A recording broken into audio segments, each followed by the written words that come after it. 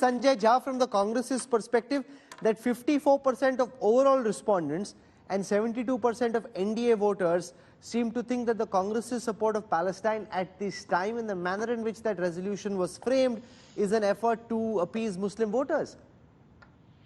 Rahul, I'll tell you, there are 2 points that are very important.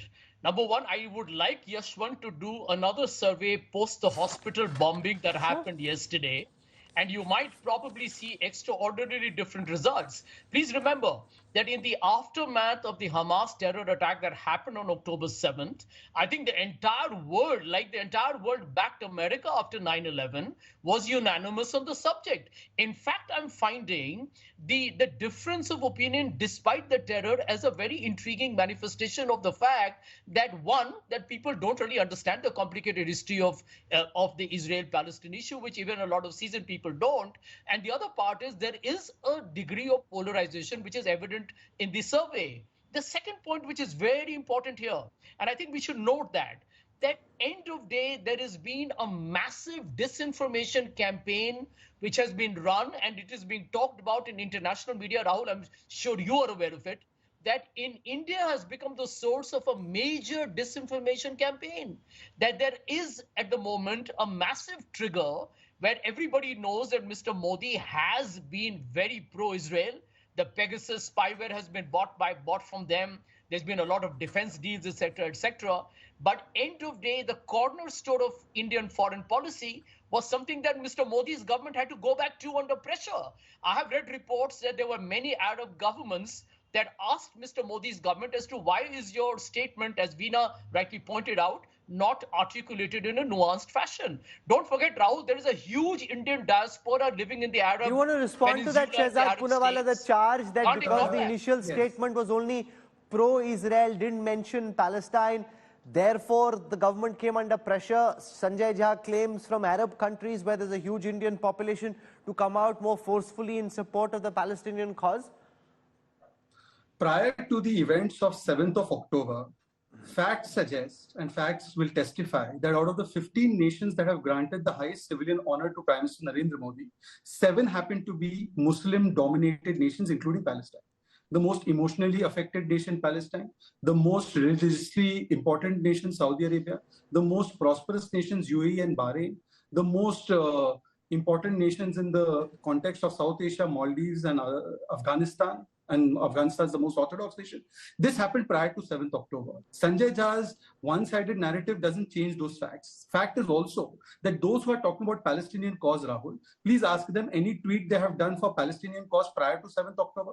And what was the only thing that changed after 7th October? A terrorist attack was done on Israel.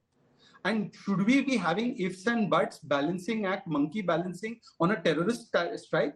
There has to be categorical condemnation, which the Prime Minister did. Then when the MEA was asked that what is your long-term, just 20 seconds, sir, only 20 more seconds.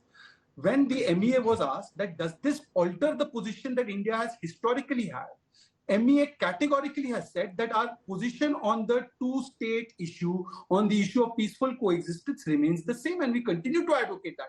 And Prime Minister has been the foremost voice to say civilian casualties are most condemnable, which he has done even today. But I asked Sanjay Jha, Congress leader from Rajasthan, where I'm sitting, said salam to the jazba of the Hamas people. Is this the stand of Congress? Because Congress will not take action in Rajasthan. Okay, if I go down that road, then this data show will soon disintegrate and go down a road I don't want. Let's come to the next question. Who do you support more in this war? Do you support Israel? Do you support Palestine? Let's take a look at the responses in the C-Voter Political Stock Exchange tracking data. So who do you support more? Palestine, say 23% of the respondents. 31% of opposition voters support Palestine. Only 10% of NDA voters support Palestine. Only 10%.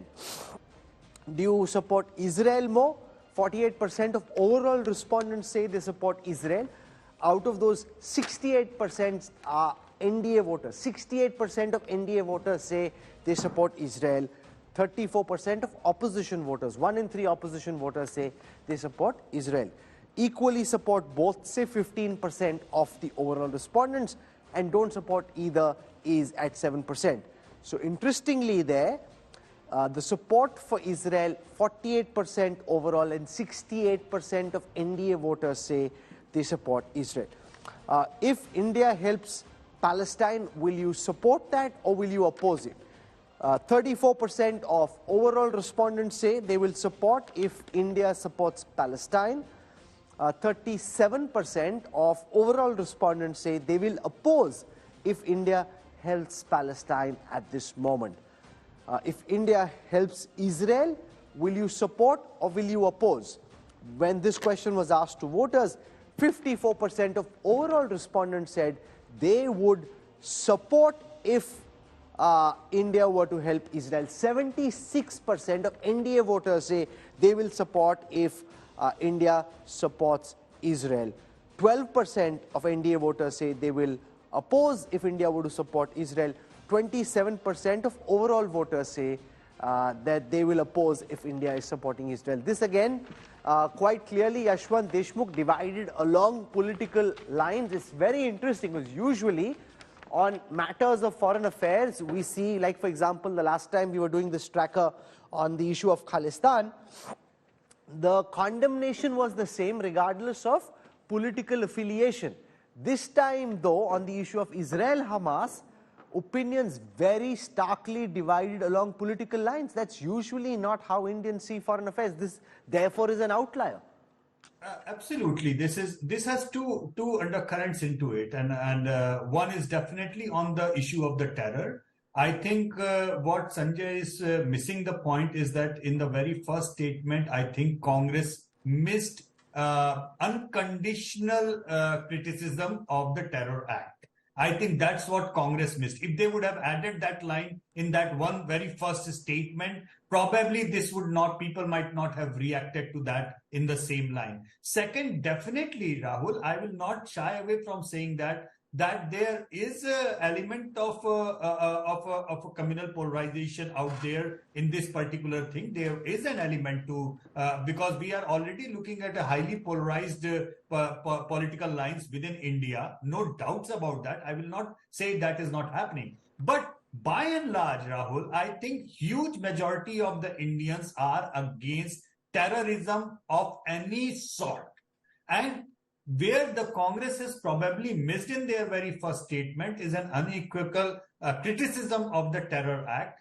Big number of Indians, including significant number of NDA supporters, are saying they are for the cause of Palestine, but they are completely against the act. Sure.